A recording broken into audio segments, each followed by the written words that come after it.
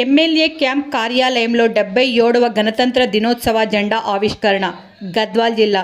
తెలంగాణ రాష్ట్రం జోగులాంబ గద్వాల్ జిల్లా గద్వాల్ పట్టణ కేంద్రం నల్లకుంట ప్రాంతంలో ఎమ్మెల్యే క్యాంప్ కార్యాలయంలో గద్వాల్ శాసనసభ్యులు బండ్ల కృష్ణమోహన్ రెడ్డి, అలాగే కాంగ్రెస్ పార్టీ లీడర్స్, కార్యకర్తలు, మాజీ ప్రజాప్రతినిధులు సమక్షంలో 76వ గణతంత్ర దినోత్సవ జెండా ఆవిష్కరణ చేయడం జరిగింది.